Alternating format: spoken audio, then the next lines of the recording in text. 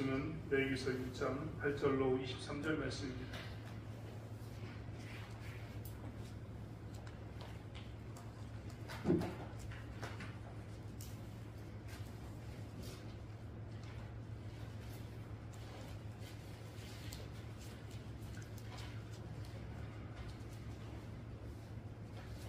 레위기서 6장 8절로 23절의 말씀을 드렸으면 한 목소리로 함께 합독하겠습니다.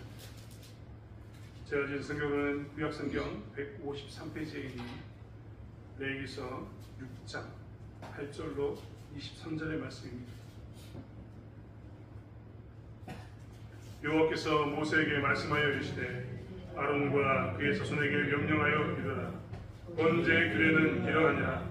번제물은 아침까지 제단 위에 있는 석쇠 위에 두고 제단의 불이 그 위에서 꺼지지 않게 할 것이요, 제사장은 세마포 긴 옷을 입고 세마포 속 바지로 하체를 가리고 제단 위에서 불태운 번제의 재를 가져다가 제단 곁에 두고 그 옷을 벗고 다른 옷을 입고 그 재를 진영 바깥 정결한 곳으로 가져갈 것이요, 제단 위에 불은 항상 피워 꺼지지 않게 할지니 제사장은 아침마다 나무를 그 위에서 데우고 번제물을 그 위에 버려놓고 화목제의 기름을 그 위에서 불사를 치며 불은 끊임없이 제단 위에 피워 꺼지지 않게 할지니라. 소제의 규례는 이러하니라. 아론의 자손은 그것을 제단 앞 여호와 앞에 들이되 그 소제의 고운 가루 한 움큼과 기름과 소제물 위에 유향을 다 가져다가 비눗물로 제단 위에서 불살라 여호와 앞에 향기로운 냄새가 되게 하고, 그 나머지는 아론과 그의 자손이 먹되 누룩을 넣지 말고 거룩한 곳 향악들에서 먹을지니라. 그것에 누룩을 넣어 붓지 말라. 이는 나의 화목제물에서 내가 그들에게 주어 그들의 소득이 되게 하는 것이라. 속죄제와 수건제 같이 지극히 거룩한즉 아론의 자손의 남자는 모두 이를 먹을지니 이는 여호와의 화제물 중에서 대대로 그들의 영원한 소득이 되리라. 이를 만지는 자마다 거룩하리라.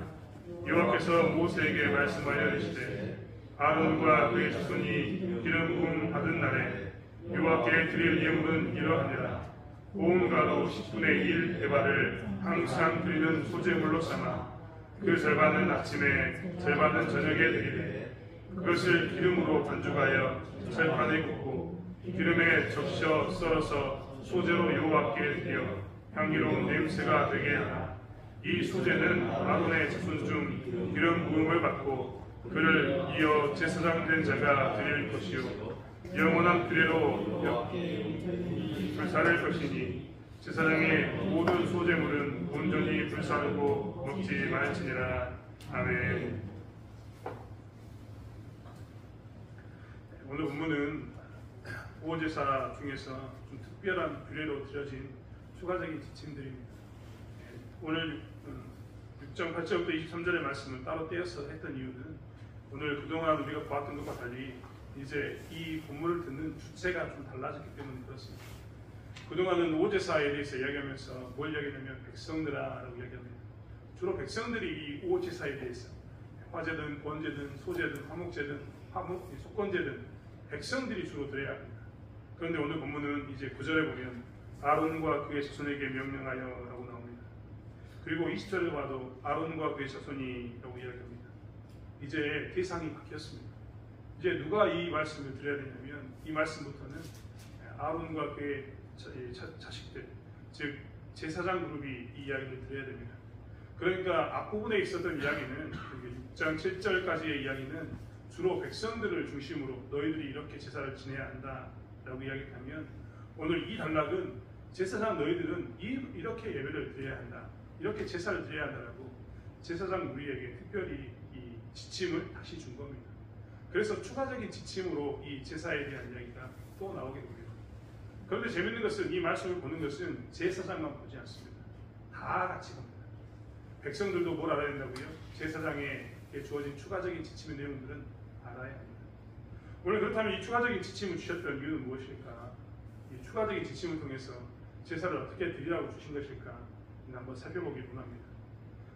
사실 오늘 첫 번째로 이 추가적인 지침을 통해서 하나님께서 주셨던 말씀은 뭐냐면 거룩한 헌신은 중단 없이 드려야 한다라고 이야기하고 있는 겁니다.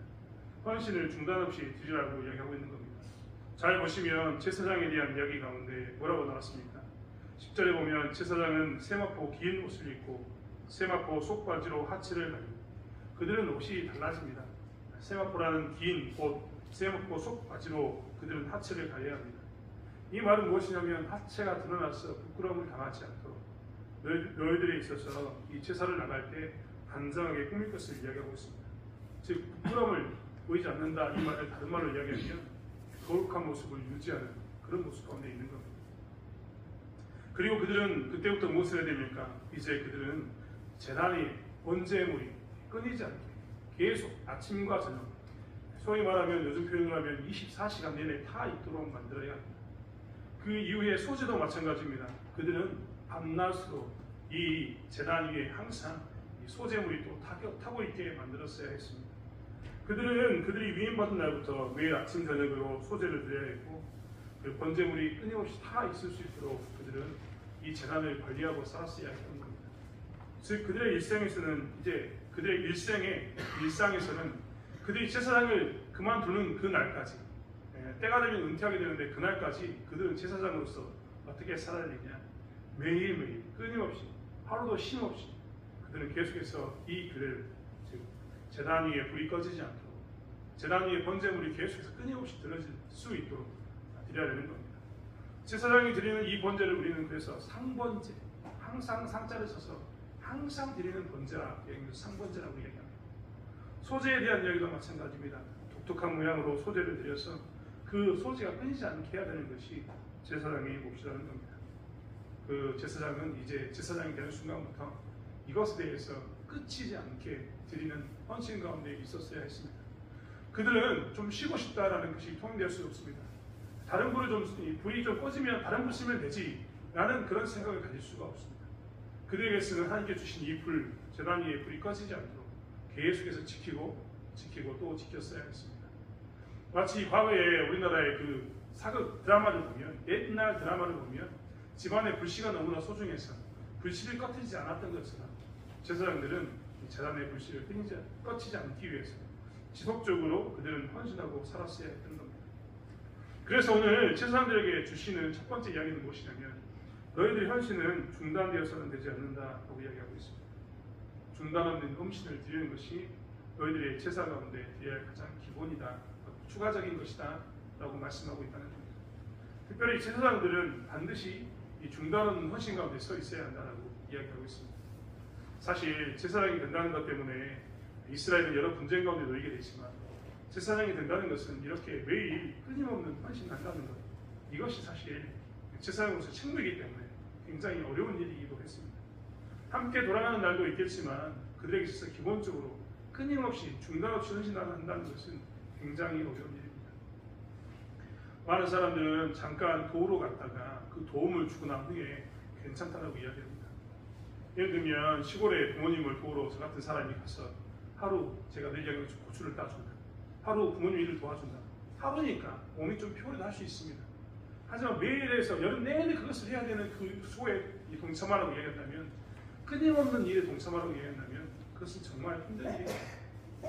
남자들이 결혼하고 난 후에 육아에 대해서 이야기할 때 아내들이 하는 육아에 대해서 하루 아내에게 휴가를 주면서 육아를 내가 책임지게 하면서 그 육아를 대신해 줄 때가 있는데 그것이 힘든 하루 끝나기 때문에 그가 그 육아에 대해서 어떤 때는 이걸 못해 라고 평가할 수 있겠지만 매일 반복되는 일들이 아이가 자랄 때까지 끊임없이 퇴근 없는 육아가 이루어지면 그때부터 사람은 지치게 되어 있습니다. 사실 우리도 마찬가지 아닙니까? 어떤 일이 끝자락이 보이면 그나마 견디겠는데 끊임없이 중단 없이 계속해서 그것에 대해서 긴장하고 그 일을 유지한다는 것만큼 힘든 것은 없습니다. 사실 제사장들에게 헌신을 요구하시면서 하나님께서 추가적인 이 지침들을 주시면서 하셨던 이야기가 바로 여기 있습니다. 너희들의 헌신은 끊임없이 중단 없이 되어야 한다라고 말합니다. 우리는 오늘 제사장들이 이 제사 가운데서 끊임없이 헌신해야 한다라고 했던 이 대목을 보면서 이들이 무엇에 헌신해야 되는가를 되었는가에 대해서 하는 이야기를 좀 살펴보았으면 좋겠습니다. 우리는 지난주에 내가 제주교 헌신 예배를 드렸는데요. 헌신 예배를 드릴 때마다 항상 우리가 강요하는 헌신, 그리고 우리가 바라보는 헌신의 입장은 어떤 입장이냐면 내가 무슨 일을 할까? 내가 맡은 일을 어떻게 잘할까? 어떻게 하면 내가 좀 더 많은 일을 할까에 집중되어 있습니다. 우리의 헌신은 항상 어디에 먼저 관심이 있냐면 무엇을 할까? 어떤 일을 할까? 내가 하는 일을 어떻게 감당할까에 대한 일중심적인 헌신이 들어있었던 것입니다. 그런데 오늘 제사장들에게 추가적인 지침을 주면서 했던 헌신의 가장 근본은 무엇에 있냐면 그들이 드리는 예배에 특별히 제사에 불을 끄지 말라라고 이야기하면서 끊임없이 이 예배에 대한 헌신을 이야기하고 있는 것을 보게 됩니다. 우리의 헌신은 일중심적인 헌신인데 하나님께서 정작 제사장들에게 줬던 헌신은 무엇에만 관심을 먼저 두라고 이야기하면 추가적인 지침을 두면서 너희들은 예배에 대해서 끊임없는 헌신을 해야 한다라고 이야기하고 있는 겁니다. 많은 사람들이 이렇게 이야기할 겁니다. 이것은 제사장에게 준 규례입니다 라고 말입니다. 하지만 우리가 잘 알고 있는 것처럼 베드로전서 2장은 우리가 어떤 자격을 가지고 있고 어떤 모습을 냈는가에 대해서 이야기하고 있습니다. 베드로전서 2장 5절의 말씀은 우리에게 이렇게 이야기합니다. 너희도 산돌같이 신령한 집으로 세워지고 예수 그리스도로 말미암아 하나님이 기쁘시게 받으실 신령한 제사를 드릴 거룩한 제사장이 될지니라. 베드로전서 2장 5절의 말씀 뭐라고 우리에게 이야기하고 있습니까? 너희들이 신령한 제사를 드릴 거룩한 제사장이 될지니라. 우리에게 뭐라고 이야기하냐면 너희들은 제사장이 될 자격이 있다. 예수 믿는 우리들에게 너희들은 신령한 제사를 드리는 제사장이 되는 것이 당연하다. 너희들이 일종의 예수를 따른다는 것은 신령한 제사장이 되는 그 과정 가운데서 이루어져 가는 모습이고 반드시 제사장이 되는 그런 모습이 있다라고 이야기하고 있습니다. 그리고 베드로전서 2장 9절의 말씀에는 딱 못 박아서 우리에게 이야기합니다. 너희들은 될 자격만을 가지고 있는 게 아니라 제사장이 되었다라는 말입니다. 그게 우리가 너무나 잘 알고 있는 베드로전서 2장 9절의 말씀입니다. 그러나 너희는 택하신 족속이요 왕같은 제사장들이요 거룩한 나라요 그의 소유가 된 백성이니 이는 너희를 어두운 데서 불러내어 그의 귀한 빛에 들어가게 하신 이의 아름다운 덕을 선포하게 하려 하십니다. 거기에는 분명히 뭐라고 이야기하고 있습니까? 너희는 택하신 족속이요 왕같은 제사장들이요. 복수형을 써서 제사장들이라고 이야기하면서 성도들에게 너희들은 제사장 될 자격이 있을 뿐만 아니라 이미 제사장이 된 자들이다라고 선포하고 있는 겁니다. 즉 사실 우리는 오늘 레위기서 6장에 있는 추가적인 이 지침들을 보면서 다행히 이것은 제사장에게 주었습니다 라고 이야기하면서 예배에 대해서 끊임없이 헌신할 사람은 몇몇 인도자들의 몫이다라고 생각할 수 있다는 겁니다. 하지만 하나님께서는 우리에게 예배에 대해서 끊임없이 중단 없이 하는 헌신을 지금 말씀하고 계십니다. 베드로전서의 이야기를 통해서 보면 예수 믿는 순간 우리는 예수 보혈의 핏값으로 어떻게 됐습니까? 우리가 제사장이 되었습니다. 그렇다면 우리는 무엇을 해야 되느냐? 우리의 인생 가운데서 예배 가운데 끊임없이 헌신해야 합니다. 중단 없는 헌신을 하는 것이 어디에 하냐? 예배여야 한다는 겁니다. 오늘날 많은 사람들이 자꾸만 일 합니다. 헌신을 이야기할 때마다 어떤 일에 대해서 어떻게 많은 일을 할까에 대해서 그리고 어떻게 그 일을 잘 할까에 대해서 방법론을 이야기합니다. 하지만 사실 우리는 다시 한번 되돌아봐야 합니다. 우리가 거창한 일을 했을 때 그 일을 했을 때 그게 헌신이 아니라 예배를 회복하고 예수 이름으로 내 삶 가운데 끊임없이 예배를 드리는 것, 그것이 우리의 헌신이라는 겁니다. 예배를 드릴 때마다 우리가 정말 갖춰야 될 것은 무엇이냐면 나의 예배는 수동적인가, 나의 예배는 아니면 능동적인가를 살펴보아야 합니다. 나의 예배가 수동적이다, 능동적이다 이 말이 어렵다면 나는 예배를 주인으로 드리고 있는가, 혹은 나는 예배를 객으로 드리고 있는가를 살펴보면 됩니다. 여러분 결혼식을 할 때요, 결혼식의 주인은요 일찍이 나가서 담장합니다. 머리를 하고 옷을 갈아입습니다. 그리고 손님 받을 준비를 하면서 무엇이 빠진 것은 있지 않는가 살핍니다. 그리고 그 가운데 손님이 오면 일일이 맞아서 하객들에 대해서, 객들에 대해서 인사합니다. 그리고 그 인사가 혹시라도 빠졌을까봐 음식을 먹는 자리에서 잔치가 배설되었을 때, 즉 결혼식이 끝나고 난 후에도, 식후에도 돌아다니면서 인사하면서 주인으로서 잘 오셨다고, 고맙다고, 감사하다고 이야기합니다. 시계 끝나고 난 후에 주인은 뭐라고 이야기하냐면 그 시계 주인은 뭐라고 이야기하냐면 문자를 보내어서 뭐라고 이야기하냐면 차후에 이런 일이 있으면 나를 불러달라 라고 문자를 보냅니다. 반면에 하객들은 그렇지 않습니다. 객들은 결혼식이 있는 날 굳이 특별한 이유가 아니라면 굳이 내가 꽃단장을 하고 갈 이유가 없습니다. 내가 신부보다 신랑보다 더 아름답게 꾸미고 갈 이유가 없습니다. 내가 신부처럼 웨딩 드레스를 입을 필요도 없습니다. 나는 가서 단정하고 깔끔한 모습으로 인사하면 됩니다. 다른 하객들에 대해서 관심 갖지 않아도 됩니다. 나만 가서 그 시계 주인과 함께 이야기를 나누면 됩니다. 인사만 하면 되는 거죠. 그 예배가 그 결혼식이 어떻게 진행되든 상관이 없습니다. 나는 식당 가서 밥을 먹어도 상관이 없습니다. 식당 가서 밥을 먹으면서 그 식이 진행되는 동안 옆 사람과 오랜만에 만난 사람과 떠들고 이야기할 수 있습니다. 객이기 때문에 그렇습니다. 그들은 식사 후에 뒤도 돌아보지 않습니다. 그리고 식사 후에 그들은 문자를 보내서 만났던 사람들에게 와주셔서 만나서 반가웠다고 문자하지 않습니다. 객이기 때문에 그렇습니다. 예배에 대해서 끊임없이 중단 없이 헌신을 요구하면서 우리에게 예배를 이야기하신 하나님께서는 우리에게 과연 우리의 예배가 능동적인가 혹은 수동적인가를 이야기합니다. 그리고 그 가운데 우리의 예배는 내가 주인인가 혹은 내가 객인가에 대해서 이야기하고 있는 것을 보게 됩니다. 사랑하는 성도 여러분, 예배가 중단 없이 끊임없이 드리는 예배에 이 동참하는 것이 헌신입니다. 그리고 그 예배 가운데서 내가 동참한다는 그 객으로서의 예배에 참여가 아니라 주인으로서 예배에 참여한 그것이 무엇이냐면 예배에서 끊임없이 거룩한 헌신으로 중단 없이 드리는 헌신인 것을 우리는 보게 된다는 것입니다. 사랑하는 성도 여러분, 우리가 주인이라면 가장 기초적인 이 예배에 대한 이 헌신 가운데 나가는 저와 여러분이 되기 원합니다. 우리가 하나님께 주시는 왕같은 제사장의 역할을 감당하기 위해서 우리가 제일 먼저 해야 될 것은 회복되어야 될 것은 이 예배에 대해서 내가 주인으로서 드리는 예배, 헌신, 끊임없이 중단 없이 드리는 예배라는 것을 기억하면서 예배에 대해서 끊임없이 중단 없이 드리는 저와 여러분이 되기를 원합니다. 두 번째로 이 추가적인 지침을 통해서 주시는 말씀은 무엇이냐면 꺼지지 않아야 할 제단의 불에 대해서 이야기하고 있습니다. 제사장은 상번제를 드렸어야 했습니다. 아까도 말씀드린 것처럼 밤새 불이 꺼지지 않고 타올라야 했으며 아침이 되면 그 불을 다시 살리기 위해서 재를 치우고 새 나무를 넣어서 아침부터 낮 시간에 이제 진행될 제사에 쓰일 수 있는 불을 그들은 항상 갖추고 살았어야 했습니다. 계속해서 그들은 무엇을 했어야 했느냐, 이렇게 불을 끊임없이 계속해서 켜고 있었어야 했던 겁니다. 이 불을 꺼지지 않게 하는 그 이유는 무엇이냐면 그들은 아침과 저녁으로 언제든지 백성들이 속죄 제사를 드리게 하기 위해서였습니다. 하나님께 나아갈 수 있는 그 방편이 제사이기 때문에 아침부터 저녁까지 백성들이 어떻게 해서든지 하나님께 나아가는 관계를 끊지 않게 하기 위해서 불을 지속적으로 피우고 있었던 겁니다. 그들에게 있어서 그렇기 때문에 불은 단순히 그냥 불을 계속해서 살린다라는 의미가 아니라 이 불이 없으면 제사를 지낼 수 없다. 이 불이 없으면 속죄제와 속건제로 자기의 죄를 사고자 했던 사람들의 그 죄사함이 사라진다.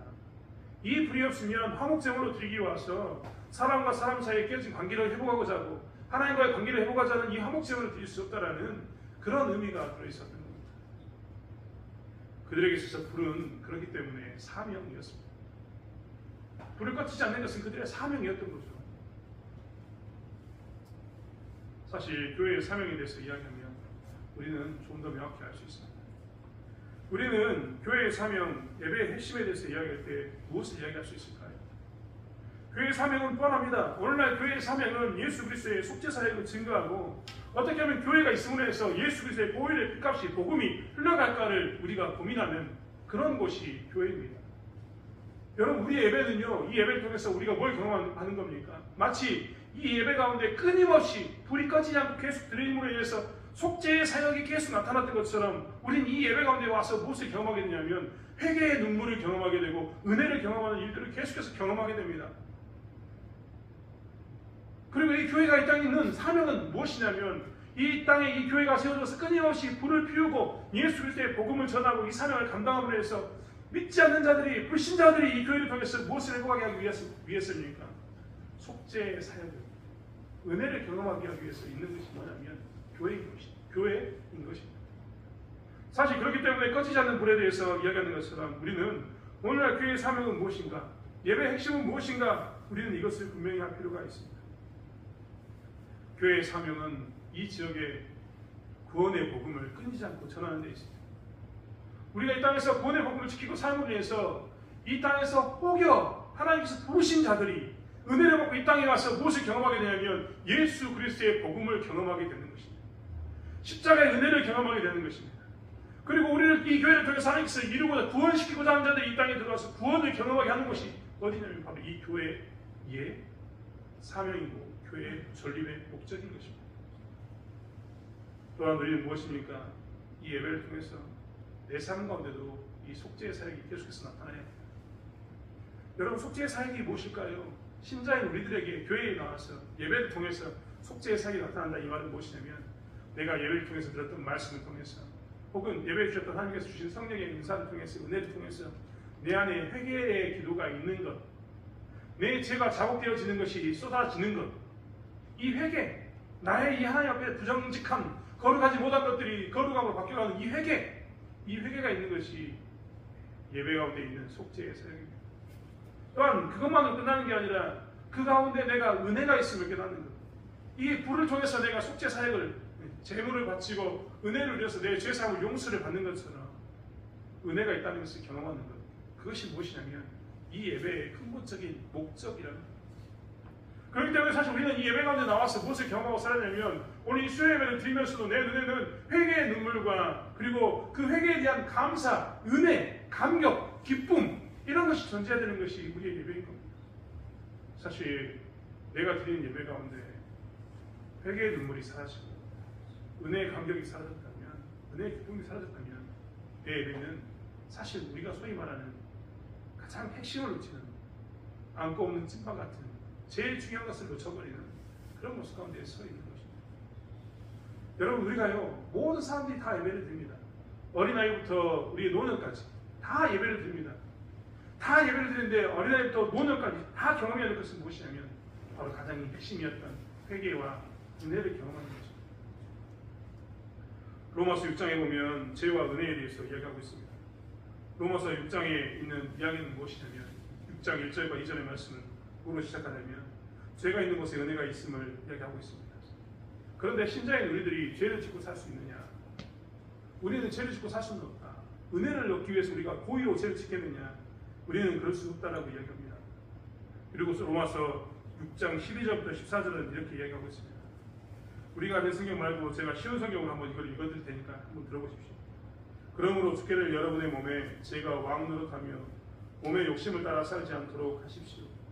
또한 여러분의 몸을 불의를 행하는 도구로 죄에 내어주지 말고 죽은 자들 가운데서 살아난 자들답게 여러분의 몸을 의를 행하는 도구로 여러분 자신을 하나님께 드리십시오. 여러분은 율법 아래 있지 않고 은혜 아래 있으므로 제가 여러분에게 왕노릇할 수 없습니다. 뭐라고 이야기하고 있냐면 이 예배 가운데 우리가 죄와 회개와 그리고 기쁨을 회복해야 되는데 이 예배 가운데 죄와 회복의 기쁨이 더욱더 깊어지려면 우리는 어떻게 살아야 되느냐? 우리는 그때 무엇을 해야 되냐면 죄를 지어서 은혜를 입는 그런 자리를 떠나서 어떻게 하라고요? 죄가 왕노릇하여 몸을 욕심을 따라 살지 않도록 우리가 무엇을 하냐면 하는 것. 죄가 더 이상 우리로 하여금 왕노릇하여 몸의 욕심을 따라 살지 않도록 하면서 싸우는 것. 그게 또 다른 회개이고 또 다른 은혜임을 로마서 6장 우리에게 이야기하고 있습니다. 회개가 내가 정말 하나님 앞에서 거룩하게 산 자들은 회개하고 은혜를 경험하는 게 아니라 이때는 예배 가운데 무엇을 또 경험할 수 있냐면 이렇게 싸워서 제가 내 몸 안에서 왕노릇 하지 않게 하고 하나님이 내 주인의 왕노릇 하게 하는 이 싸움을 함으로 해서 하나님께 영광을 돌릴 수 있는 이 예배를 드리는 것, 이것 또한 뭐라고 이야기하냐면 속죄의 사역이다라고 로마서 6장은 이야기하고 있습니다. 사랑하는 여러분, 우리는 예배 가운데 어떻게 살고 있습니까? 우리가 죄 아래 살 수 없음을 고백하고 있는 자리로 예배를 선택하셨습니까? 우리는 죄를 멀리하고 살아야 하는 은혜를 누리고 살아야 할 사람으로서 예배 가운데 항상 이것들이 회복되어지고 있습니다. 추가적인 지침을 통해서 얘기를 통해서 하나님은 이스라엘 백성들에게 그 이야기를 하고 있었습니다. 너희들의 사명은 무엇인가? 예배의 핵심은 무엇인가? 제사의 핵심은 무엇인가? 대해서 그들에게 이야기하고 있었다는 것. 우리가 꺼지지 않는 제단의 불을 지켜야 했던 것은 다시 한번 죄에 대한 회개와 은혜가 끊이지 않는 예배를 드리는 저와 여러분이 되길 원합니다. 또한 또 다른 방편으로 죄가 우리의 왕 노릇하는 것을 막는 영적인 싸움 가운데서 승리하는 삶을 살아가는 신자의 삶을 살아가는 저와 여러분이 되길 원합니다. 마지막 추가적 지침은 이제 다른 것이 아니라 같이 알아야 한다라고 이야기하고 있습니다. 같이 알아야 한다. 오늘 아까도 말씀드렸던 것처럼 6장 8절부터 23절에 있는 말씀은 무엇이냐면 제사장들에게 들어야 할 말씀으로 추가적인 걸로 주었다라고 이야기합니다. 그런데 레위기는 이스라엘 모든 백성이 외우고 삽니다. 즉 이 이야기는 뭐냐면 너희들이 같이 알아야 한다는 것을 이야기하고 있는 겁니다. 본문은 제사장에게만 주는 게 아니라 제사장의 일을 백성도 알아야 됨을 이야기하고 있는데 그 이유는 혼란을 막기 위해서입니다. 여러분, 혼란을 막기 위해서라는 말이 무엇입니까? 이 제사장만 제사장의 일을 알고 있으면 백성들이 모르면 제사장이 이렇게 하자라고 이야기했을 때 그 진행상을 모르니까 어떻게 됩니까? 나는 그렇지 않겠다라고 이야기할 수도 있고 나는 다른 방식으로 될 수 있겠다라고 이야기할 수 있고 왜 그것은 그렇게 하느냐라고 이야기할 수 있는 그런 문제가 생긴다는 겁니다. 그래서 하나님께서는 혼란을 방지하기 위해서 뭐라고 이야기했냐면 같이 알아야 된다고 이야기했습니다. 추가적인 지침을 그래서 아론과 자손들에게 주었지만 이것들을 누가 읽게 했냐면 일반 모든 백성들이 읽게 만들었습니다. 듣게 만들었습니다. 사실 교회 안에서 이런 혼란들이 많을 때가 정말 많습니다. 여러분, 헌신예배 이번에 드렸는데요. 우리 교회는 이게 정말 오랫동안 헌신예배 드렸기 때문에 그동안 잠시 안 드렸지만 다시 드리는 이 헌신예배 가운데도 과거에 했던 전통과 우리의 그 실력, 저력이 있었기 때문에 순서가 매끄럽게 잘 진행하는 것을 봤습니다. 우리는 헌신예배 순서를 한 번도 연습한 적이 없습니다. 그런데 기도한 사람은 기도하고 봉독할 사람은 제가 굳이 부르지 않아도 봉독하고 헌금 위해서 기도하는 우리 장로님은 또 헌금 위해서 기도하고 순서에 맞춰서 나와서 잘 진행되는 것을 봤습니다. 이게 뭐냐면 혼란 없는 예배 드리는 어떤 과정입니다. 그런데 이런 것들이 짜여지지 않는 교회는 어떻게 되냐면 우당탕탕합니다. 여러분, 우당탕탕 했을 때 언제 보셨습니까? 네, 우리가 애교로 웃으면서 보았지만 우리 주일학교 아이들, 중고등부 아이들이 여기에 나와서 발표를 할 때 우당탕탕 하고 있지 않습니까? 제가 우리 중고등부 아이들이 이렇게 한 달에 계속 나와서 특송할 때도요, 보고 있으면 여전히 우당탕탕 하고 있는 모습이 많이 보입니다. 이들이 서툴다 이게 아니라 자세가 어떻게 해야 될지 모르는 그 가운데 있습니다. 예를 들면 이런 말하면 그렇지만 저희 때는 파일 들 때도 어떻게 들어라 통일했거든요. 다 그러셨죠. 성가대는 파일을 어떻게 들어라, 어디를 봐, 이런 이야기 배웠었는데요. 우리 아이들은 아직 준비가 되어 있지 않습니다. 이런 것만 봐도 이들에게 뭐가 있냐면 혼란이 있다.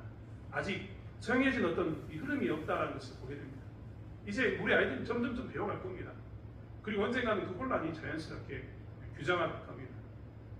그런데 재밌는 것은 무엇이냐면 우리가 예배에 대해서, 제사에 대해서 이렇게 제사장과 일반 백성이 한꺼번에 다 같이 알지 않으면 제사장이 일은 제사장만 알게 되면 어떻게 되느냐? 우당탕탕하게 됩니다.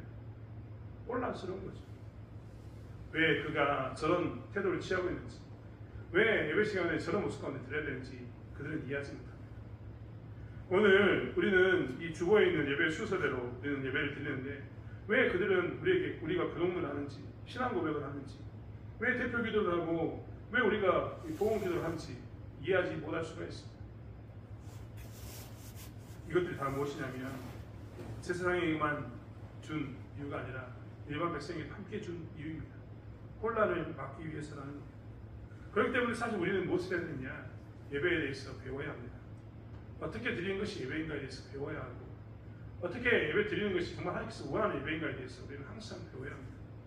성도들은 더 이상 그것은 인도자인 목회자의 역할이다라고 이야기하는 것이 아니라 함께 드리는 예배라는 것을 기억하면서 함께 드리는 예배로 드려야 되는 겁니다. 교동문을 읽을 때는 함께 교동문을 읽는 겁니다. 제가 한 절 읽고 여러분이 한 절 읽는 것도 사실 함께 드리는 겁니다. 같이 말씀을 읽자는 의미 가운데서 우리가 그렇게 드리는 이 모든 것들이 다 무엇이냐면 이렇게 함께 배워가는 것이고 함께 드리는 것이고 그 가운데서 하나님을 바라보는 가운데 혼란을 방지하고자 은밀한 것을 기억하면서 우리는 부지런히 배워야 되는 것을 보게 됩니다. 사랑하는 성도 여러분, 처음에도 이야기했지만 예배를 자꾸 수동적으로 드리지 마십시오. 우리는 예배 가운데 하나님에 대해서 은혜를 경험할 그 자리를 기억하면서 예배 가운데 적극적으로 드려야 되는 것을 보게 됩니다. 함께 알아야 되는 제사에 대해서 얘기할 때마다 그것은 목사님이, 그것은 인도자가, 그것은 찬양하는 사람만 라고 이야기하는 것 자체도 어떻게 보면 굉장히 수동적이고 함께 드리는 예배가 아니라 내가 뒤따라가는, 그저 참여하는 객으로서의 드리는 예배이기도 하기 때문에 그렇습니다. 오늘 레위기의 말씀을 통해서 하나님께서 우리에게 그렇기 때문에 추가적인 지침을 주셨습니다. 추가적인 지침을 통해서 하나님께서 하셨던 이야기를 우리는 다시 한번 생각해 봤으면 좋겠습니다. 우리는 예배 가운데서 끊임없이 헌신하는, 중단 없이 헌신하는 예배를 드려야 합니다. 예배를 끊임없이 중단 없이 드리는 것, 그것이 우리의 헌신이라는 것을 놓치지 않아야 된다는 것입니다. 또한 우리는 우리의 예배 가운데 무엇을 기억해야 되느냐, 꺼지지 않는 제단의 불을 드려야 되는 것처럼 교회는 교회의 사명이 무엇인가, 우리가 드린 예배의 핵심은 무엇인가를 기억하면서 우리의 예배를 통해서 회개와 은혜의 불길이 전해지고 우리의 교회를 통해서 안 믿는 사람들에게 회개와 은혜의 물결이 흘러가야 된다는 것을 기억하는 저와 여러분이 되길 원합니다. 그래서 예배 가운데 은혜와 회개를 경험하고 죄와 싸워서 승리하는 그런 것을 경험하는 그런 삶을 살기로 합니다. 그리고 함께 알아야 하는 것을 기억하면서 예배는 함께 드리는 적극적인 태도로 드려야 되는 것임을 기억하고 예배에 적극적으로 동참해서 함께 알아가는, 함께 만들어가는 예배를 드리는 저와 여러분이 되길 원합니다. 다시 한번 예배를 통해서 우리가 하나님을 바라보는 은혜를 경험하는 저와 여러분이 되길 원합니다. 기도하겠습니다. 하나님, 우리에게 주셨던 추가적인 지침을 통해서 하나님께서 우리에게 주신 말씀들을 놓치지 않기를 원합니다. 하나님, 예배가 헌신의 가장 기본이라는 것을 다시 한번 보게 됩니다. 아버지 하나님 또한 꺼지지 않는 불을 우리가 가짐으로 인해서 언제든지 속죄의 제사가 드려져야 했던 것처럼 우리의 예배를 통해서 이 속죄의 은혜가 있어야 됨을 보게 됩니다. 우리의 교회를 통해서 이 지역에 속죄의 은혜가 또한 경험되어야 되는 것을 보게 됩니다. 하나님, 저희가 놓치지 않게 도와주시고 또한 그 가운데서 저희가 적극적으로 예배를 드리며 같이 드리는, 같이 알아야 되는 예배라는 것을 고백하는 저희들 되게 하여 주시옵소서. 예배는 같이 세워가는 것이지 특정인에 의해서 세워지는 것이 아니라는 것을 다시 한번 고백하며 예배 가운데 적극적인 예배를 드리는 저희들 되게 하여 주시옵소서. 감사드리며 예수님의 이름으로 기도드렸습니다. 아멘.